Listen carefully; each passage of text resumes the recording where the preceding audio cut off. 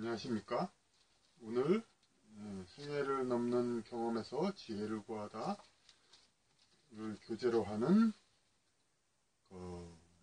현대 심리학에 따른 생활철학 단원은 제 149페이지 연애는 왜 가족 밖에서 하나입니다. 좀 제목이 생소하지만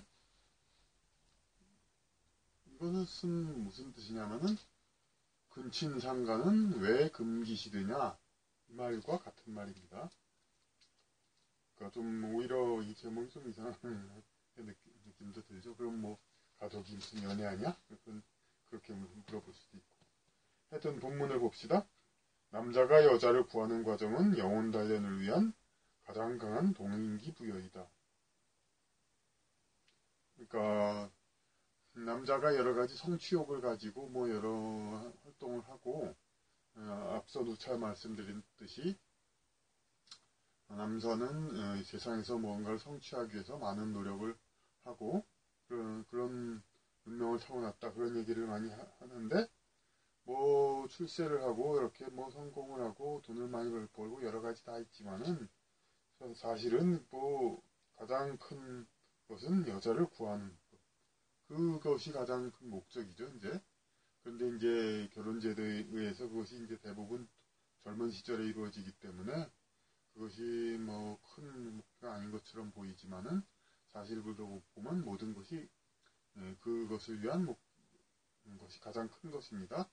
근데 이제 젊은 시절에 그것이 이루어지는 경우가 많은데 그건 대부분 이제 어떤 집안의 누적된 바탕을 더해가지고 그렇게 해서 이루어지는 경우가 많죠. 물론 본인의 노력도 있고, 그리고 또 뭐, 흔히 말해서 이제 어떤 과대 포장, 자기 자신의 있는 그대로 가지고는 여자를 얻기가 어렵고, 그러니까 뭔가 좀 나는 뭔가 대단한 걸 할 수 있다. 너를 위해서 죽을 수 있다. 너를 위해서 난 네가 원하는 것은, 기뻐하는 것은 뭐든지 할 수 있다. 뭐, 그런 식의 어떤 과장된 이야기로 여성을 자기 것으로 하는 거 이것이 가장 큰 성취죠. 그 남자로서. 그래서 남자가 여자를 구하는 과정은 영혼 단련을 위한 가장 강한 동기부여라고 할 수 있죠. 물론 그것이 그러니까 뭐 거짓이나 폭력, 뭐 비정상적인 것으로 하는 경우도 있지만 어쨌든 그 정당하게 만약 한다면은 가장 영혼 단련을 위한 동기부여로서 큰 것이다 이 말입니다. 그런데 가족으로서 이미 주변에 있는 이성에게는 욕구가 생기지 않는 것이 원칙이다. 그러니까 이미 친한 이제 이성에게는 남성의 경우 여성, 그러니까 가족, 그러니까 자매, 뭐 기타 인척들에게는 그런 것이 그런 마음이 생겨나지를 않죠. 그런데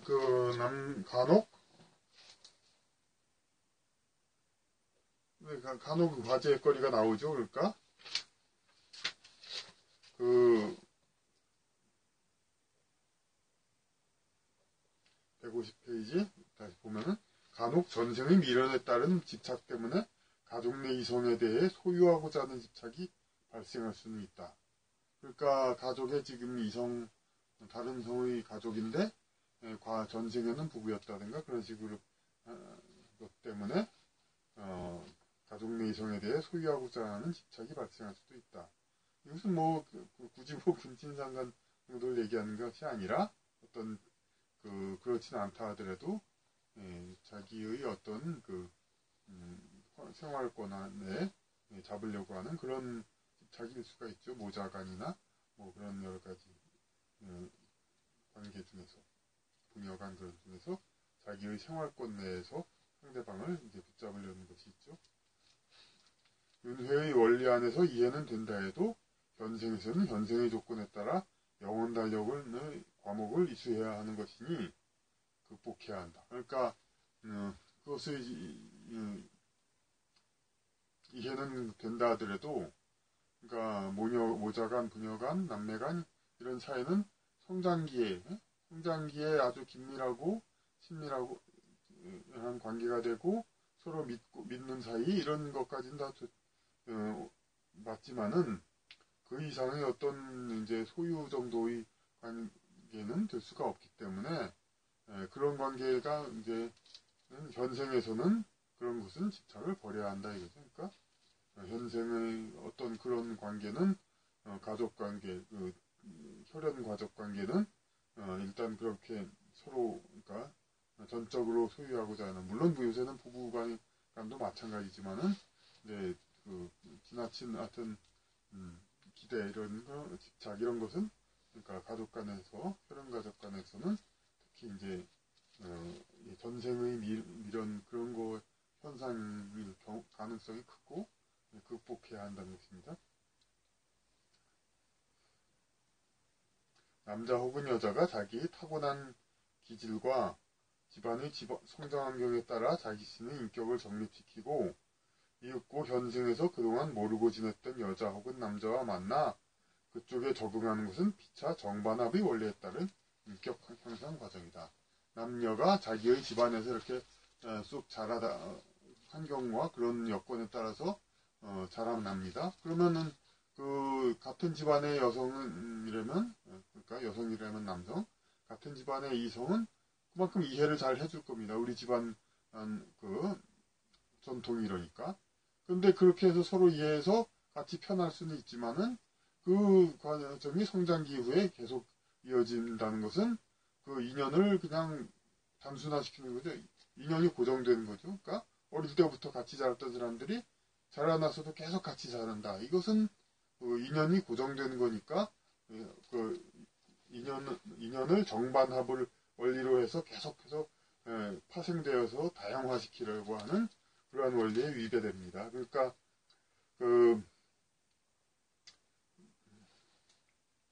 그런 원리에 위배됩니다. 그러니까 자신의 성장 환경에 따라 인격을 정립시키고 이윽고 현생에서 그동안 모르고 지냈던 여자 혹은 남자와 만나 그쪽에 적응한다는 겁니다. 상대방과 다른 집안과 혼인하여 다른 집안의 사람과 혼인하여 그쪽의 어떤 다른 사고방식의 사람과 서로 적응하는 훈련 그걸 하죠. 그래서 피차 정반합의 원리에 따른 인격 향상 과정입니다. 그러니까 인연을 다양화하기 위해서는 이제 부부관계가 필요한 겁니다. 조계혼이 있는 거고. 그런데 만약 기존의 가족에게서 대상을 찾는다면 정반합의 발전 원리에 위배된다. 이것이 바로 연애는 왜 가족 밖에서야 하게 되고 그런 본능이 대부분은 있게 되고 근친상간은 왜 잘못됐다 이렇게 얘기를 하는 거가 바로 이런 이유입니다. 후천적 인연을 선천적 인연 못지않게 중시하도록 유도하기 위해서 설정된 것이 부부관계이다. 그러니까 혈육만을 중요하게 보지 말고 그러니까 후천적 인연 사실은 물론 천상에서 이미 예약된 것이겠지만 지상에서 나중에 만들어지는 인연 일륜이라고 하죠. 선천적 인연 천륜이라고 하고 천륜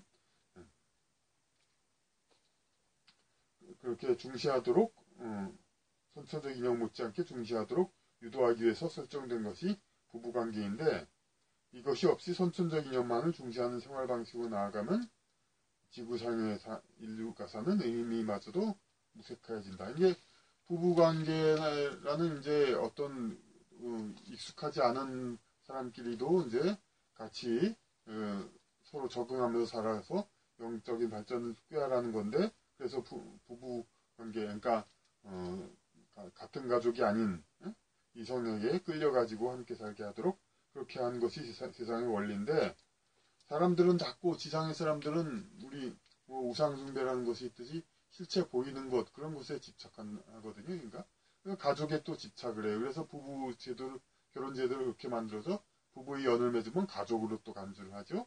그렇게 해가지고 어떤 폐쇄적으로 우리 가족들만을 위한 어떤 걸 하겠다. 이것은 맞지 않은 거죠. 영적인 발달은 가족과 그 이외의 모든 친구, 의리를 가진 사람들을 전부 이제 동등 혹은 그 이상으로 이렇게 대하는 그것이 더 중요한 건데 이런 가족을 한 폐쇄적인 그 자기 우선권적으로 보호하는 이것을 자꾸 사람들은 만들려고 하는 거죠. 그러니까 네, 많이 갈등을 갑니다. 그러니까 혈연 관계 이걸 최고로 중시하고 싶은데 부부 관계가 있단 말이에요. 이거 어떻게 간주해야 되나 이렇게 때로는 어떻게 부부 사이가 좋을 수도 있지만 또 좋지 않으면 또 혈연만 역시 못하구나 그런 생각까지도 하고.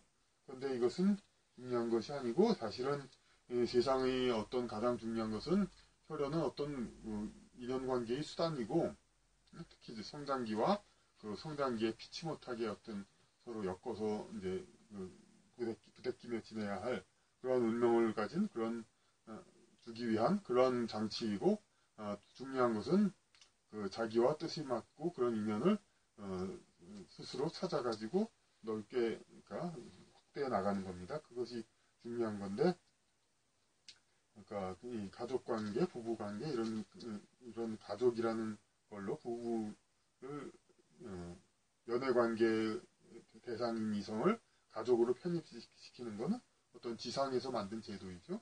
그러길래 그 성경에도 하늘 나라에서는 장가도 아니라고 시집도 아니란다고 나와 있죠.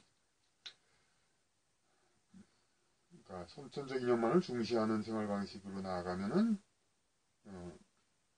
지구상에 사는 인류가 사는 의미마저도 무색해진다. 그러니까 영적계에는 같은 부류의 어떤 그 유사한 서로 편한 그런 부류들이 모여 있고 원래 그런데 지상에서 서로 다르게 다양하게 부대끼면서 살라고 그런 건데, 그런 이제 인연을 그러니까 어떤 자꾸 폐쇄하려는 한 그런 심리가 있다면 인류가 지상에 태어난 이유 자체도 없는 거죠.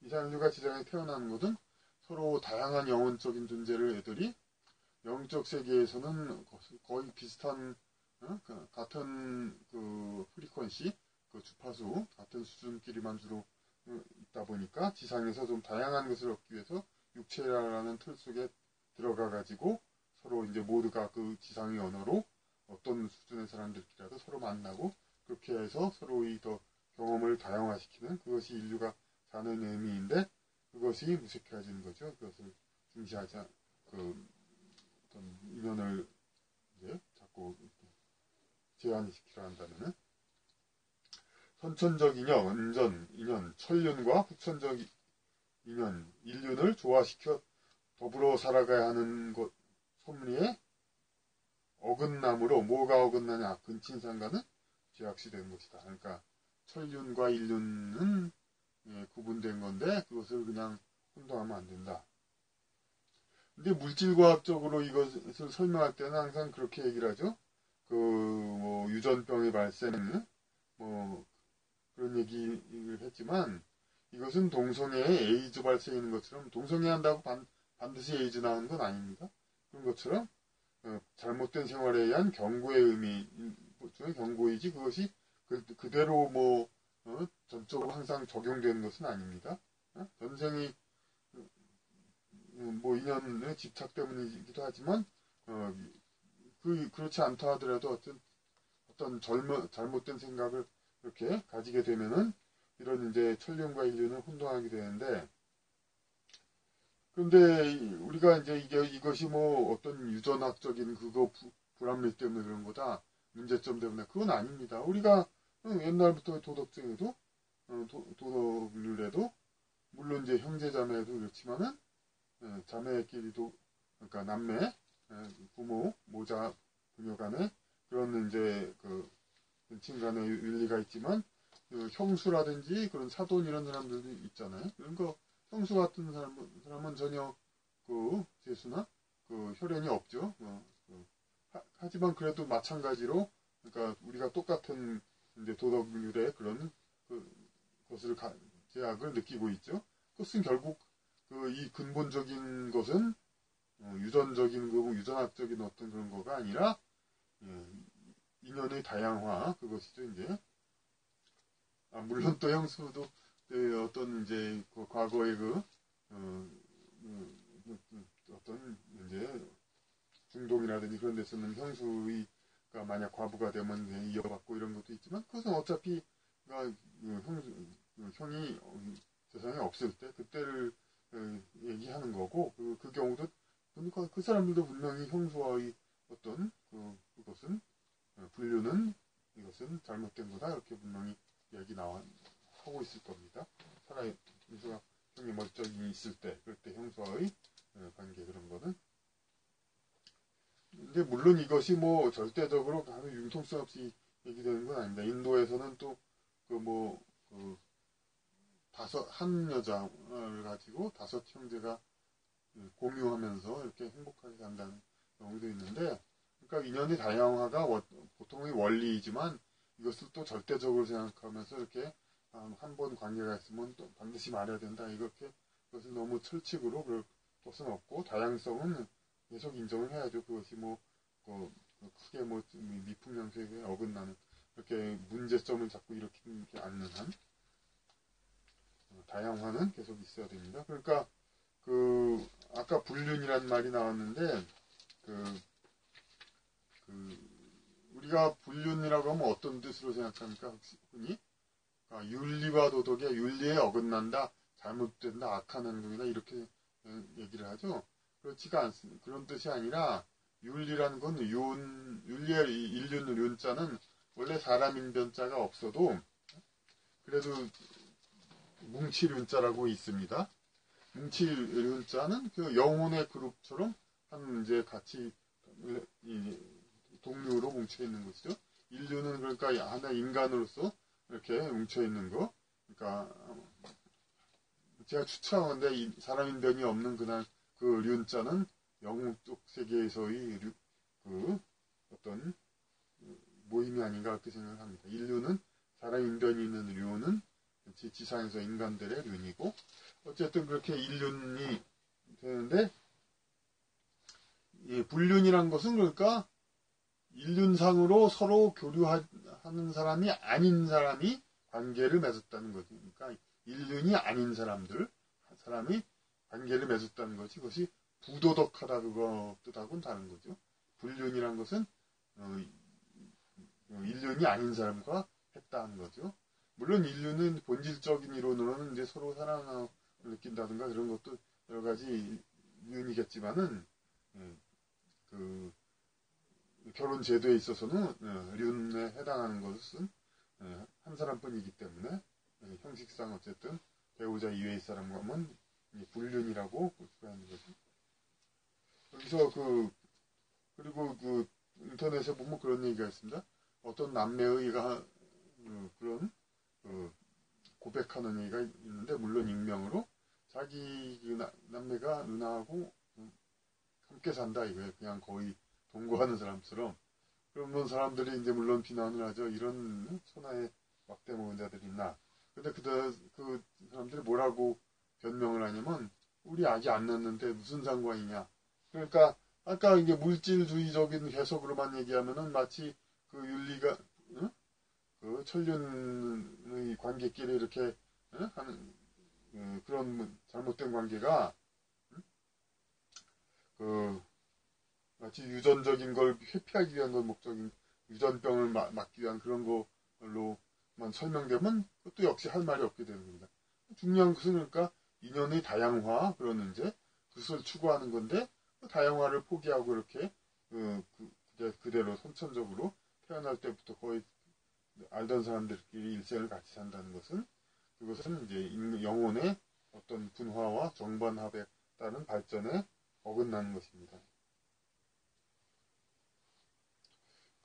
제가 좀 얼마 전에 옛날 영화이기 때문에 그러니까 인터넷에서 그냥 봤는데, 뻐꾸기도 밤에 오는가라는 영화가 있습니다. 정윤희 씨가 이제 출연한 영화인데, 그 전에 뻐꾸기도 밤에 오는가? 그 영화가 있는데, 말하려는 영화는, 이 영화가 히트하니까 그 다음에 앵무새는 몸으로 울었다, 그 영화가 있습니다. 바로 이 얘기 하려고 하는 겁니다. 앵무새는 몸으로 울었다라는 영화를 제가 또 비디오로 봤는데, 컴퓨터 비디오로. 그런데 주된 갈등이 그겁니다. 아버지가 이제 6.25 때 전쟁에서 어떤 자식을 낳을 수가 없게 돼가지고, 그러니까 두 남녀를 입양해서 키웠는데, 근데 그 남녀 아이들이 나중에 커서 자기들이 이제 연애하겠다, 그겁니다 솔직히. 그런데 아버지는 반대하고, 그래서 그 아버지는 좀 너무 고지식하고 그런 사람인 것처럼 매도되고, 그러니까 그 아들, 딸, 그 양아들, 양딸들은 서로 이제 나중에 뭐 비극적인 결과는 나오게 되지만은 어쨌든 그들 나름은 주장을 하죠. 근데 물질주의적으로만 해석을 하면 그들의 주장이 뭐 막 진짜 항변이 이유 있는 거가 되죠. 우리는 혈연적인 관계가 아닌데 우리끼리 좀 그러면 어떠냐 이거지.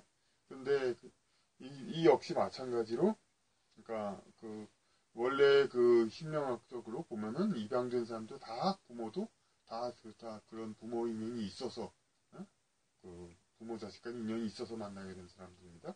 마찬가지로 그런 피차 입양 남매를 하더라도 함께 살았으면 그런 이제 어릴 때의 그 인연이 있는 거고 자라나서 성적으로 성숙한 다음에 만났을 때 인연이 따로 있는 거니까 역시 이제 좀 완고하다 보일 수 있지만은 그 영적 성장의 측면에서는 앵무새는 몸으로 울었다의 그 젊은 남녀들의 항변은 옳은 것이 아니게 됩니다.